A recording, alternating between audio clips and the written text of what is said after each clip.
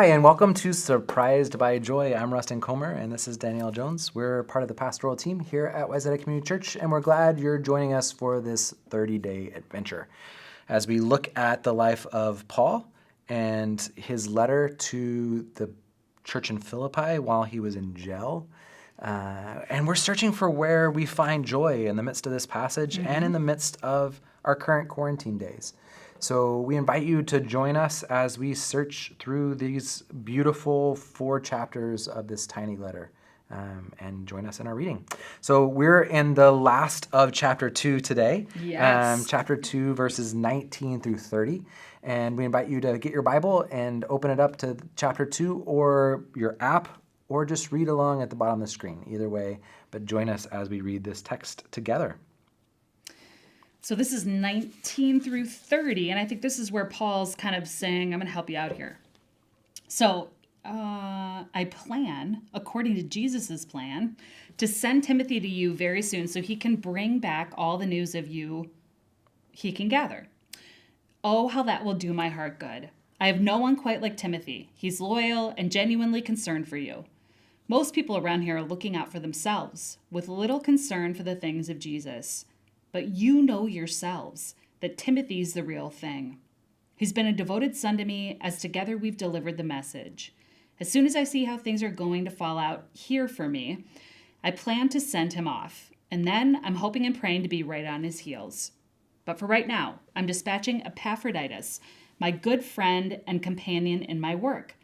You sent him to help me out. Now I'm sending him to help you out. He has been wanting in the worst way to get back with you, especially since recovering from the illness you heard about. He's been wanting to get back and reassure you that he is just fine. He nearly died, as you know, but God had mercy on him. And not only on him, he had mercy on me too. His death would have been one huge grief piled on top of all the others. So, you can see why I'm so delighted to send him on to you. When you see him again, hale and hearty, how you'll rejoice and how relieved I'll be. Give him a grand welcome, a joyful embrace. People like him deserve the best you can give. Remember the ministry to me that you started but weren't able to complete? Well, in the promise of finishing up that work, he put his life on the line and nearly died doing it. All right. So, as we enter into this passage, this is where Paul gets to the detail, right? He did this in the end of chapter 1. He does it in the end of chapter 2.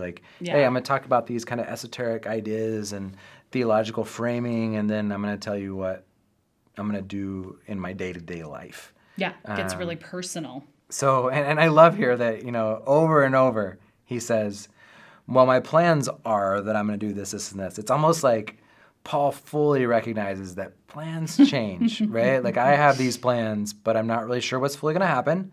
So here's what we're doing at this point. But he has the one, I love the one line, I plan. Right. And then according to Jesus' plan, he's sort of like Right. giving the, it's not just me, it's God too. Right, yeah. Which I think we all do that, right? We all justify whatever decisions we're trying to make, and that's great. That's part of how we live life. So, and then the focus of this passage really is talking to them about Timothy and Epaphroditus. Yep. And they've clearly met Timothy before. He says that they know Timothy as well as he does. Yeah. And that Timothy is a great example. And Epaphroditus, they know very well because Epaphroditus was sent with a gift For Paul. Yep. And he was there to try to help Paul. And then he gets gravely ill, and then he weighs Paul down. It's almost like Paul's like, I'm sending him back to you. Don't be upset. Love him. He's still alive. He almost died. Give him a hug when you see him again. Yeah. And don't we'll send be me happy anything for else. you. Right, yeah. And so I think for me, part of the beauty of this passage is that we get 2 examples of what living in the way of Christ means. Yeah. Right? Other than just Paul, here's what good mentorship. We talked about that the first week. Part of what good mentorship means is that when you can no longer mentor somebody, that you point them in a way of another good mentor. Yep. And in this reciprocity that we talked about over and over, they sent Epaphroditus to him to be of help to him. Right. So what are some examples for you, Danielle, of people that have been great examples for you in living the way of Christ, that like Epaphroditus or Timothy? That have kind of encouraged me in that way. Well, I do think I can always find them in every community I've been a part of. And I think that's what, particularly being in ministry, it's sort of interesting to realize when you're called away to a new community, which happens to us as pastors, you have to rebuild all these relationships or build a bunch of relationships. And what I am always heartened by are good people are everywhere. I mean, they really are. So I think the people that serve through Families Moving Forward, that will come on Sunday morning and set up these bedrooms so that families have a place to stay, and then they'll come back and clean them up at the end of the week. I think the folks who tell you their stories of living out their life of faith over long, long periods of time. I've been serving in this way for 40 years, or I've done this thing for 35 years, or, I've never missed a Thursday serving through loaves and fishes. Everybody, I think, has a story of faithfully living out their faith, I hope. And those are what's encouraging. Sharing those stories shape our faith. Totally. No, I just think about the people who have even emailed us in the course of the last 2 weeks, telling how this has engaged different parts of their faith journey, and then sharing that piece of the faith journey for us has made the text so much richer to me. Yeah, right. Like, this is where text becomes sacred to me, is that sacred texts move us and shape us, and we find ourselves in them. Yeah. And so as I hear other people find themselves in the text, I'm drawn to that. I'm drawn to the story. I'm drawn to Timothy's story. Like, part of what we know of Timothy, right, is that it was his mom and grandmom, Lois and Eunice. Oh yeah. Remember that passage? I think it's in 2 Timothy, that. but where Paul says, like, he met Timothy through his mom and his grandmom, and they were the people of faith who, Scripture says, they passed their faith on to him. Right? So Timothy has this 3-generation lineage of faith that's made him who he is, that makes him the kind of person that the church in Philippi needs, right? So in this one story of Timothy comes these stories of other people who have made him who he is. Right. In really beautiful ways. Well, and then Paul, who comes off as this strong, has it all together kind of guy, is not above needing help from others, in his faith community, and looking to others to kind of live alongside him and champion the message with him. And that is really, another reminder that we are not ever called to live this faith out alone, but we're called to live it out in community together. Yeah, and looking for people that, one of my friends used to say all the time, like, look to the people who are running ahead of you. Yeah. Right? Because you can learn different things from them. Yeah. And so Paul finds Timothy, he mentors him, and then Timothy becomes a sprinter, right? He becomes a true person of faith. And, I love the letters that Paul writes to Timothy, and talking to him about what leadership means are some of my favorite Bible passages. And in that, then you begin to understand, right? Putting those words from Paul of mentorship over Timothy, and now he's putting Timothy really in leadership of this community. Yeah. In ways to help. In ways that he believed that Timothy could make a real difference. Interesting. Yeah. And then, we have beloved Epaphroditus, right? Who, talk about plans changing.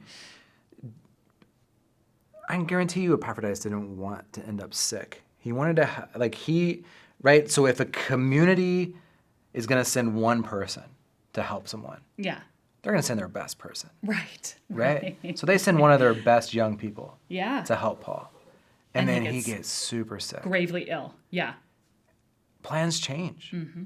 Plans change. I think one of the parts of this passage that we are living in this moment is the plans that we have will change. Yes. And how we respond to that really matters. Mm-hmm. How we respond to that says a lot to the world about who we are, Yeah. right? So how the church responds to this COVID crisis will tell the world a lot about who the church is. Yeah. How you respond in your neighborhood to all your plans changing Yep. will respond to how your neighbors view you. They kind of lay out, people watch our lives as much as they watch our words. Absolutely. Maybe more. Yeah. So how has your plans changing over the course of the last 7 weeks affected you? I think it's caused a lot of grief. More grief than I realized would come. And I think I'm still in that space right now of letting go of how I want things to be. And I haven't quite picked up the mantle of how things will be. And so I am wrestling through that and trying to look for joy. But it's hard. It is hard. And I don't think we can bypass that part. I mean, I feel like that's an important, the only way to recover joy is to really release what is gone. Yeah. So, I think the grief matters. Yeah. I really do. And I think living into the grief and grieving it. And again, we talked the first week that not everybody's experience of this travesty has been the same, right? We're all suffering, but we're suffering in very different ways. yeah. And all of us, though, have some grieving that we need to do. Yeah. And if we don't, it will come out sideways. It always does. And so If you don't, it really does. Yeah. figuring out how to do that. I think I've been thinking a lot about in terms of like what character or virtues that we need to be a people that allow for plans to change. Yeah. Right? That like, I think this in many ways, I think it has always been, but I think in new ways we will find it to be that what is certain in these moments is that the world is changing. Yes. And so it was always changing, but we Yep. could ignore it. In the days of COVID, we can't ignore it. Right. It's changing in our face. Yeah. And we're all shifting because of it.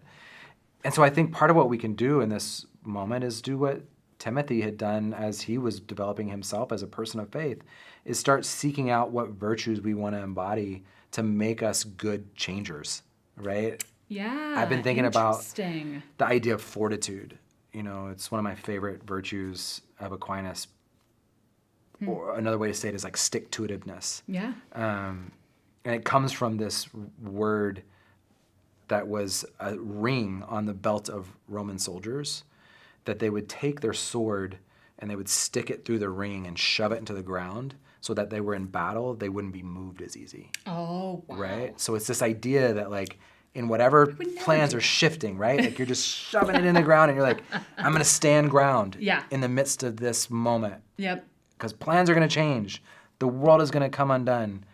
What do we do next? Yep. And if we're being blown about like a wave, a boat tossed on a wave, knowing what's next is going to be harder for us to discern. Yeah. So, Yes. well, as we close this, let's look at a couple of adventure questions. Being like-minded with Christ takes on different forms for each one of us.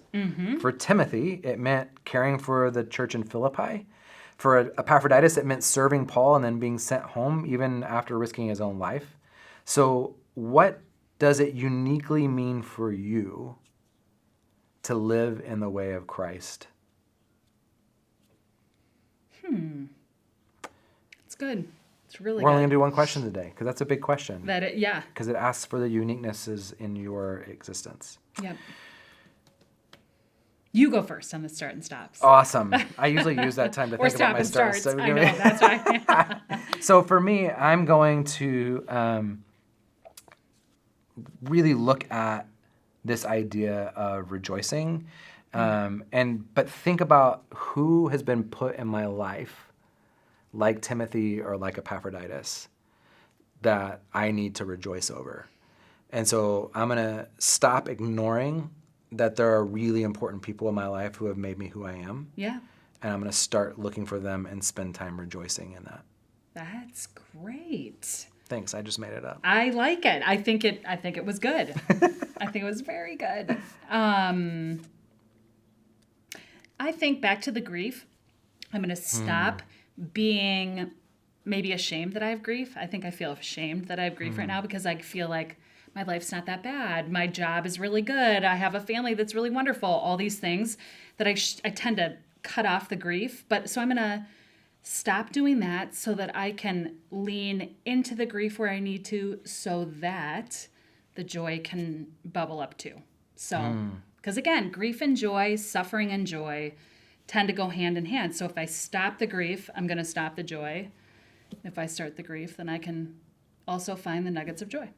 I love that. You know that psalm that talks about the joy comes in the morning, Yeah. but it's talking about the day morning. Yeah. And I frequently, when I sing or think that psalm, I think about that joy actually comes in the mourning. Like, as we Ooh. mourn the grieves, Yeah. then we find the joy. And I think we all find shame and grief in ways that we need to respond to. Yeah. Really like that. Yeah. So whether you are in grief or whether you are experiencing joy, our deepest passion for you is that you would put on the mind of Christ and find love and beauty in these moments. So go in peace and find that space.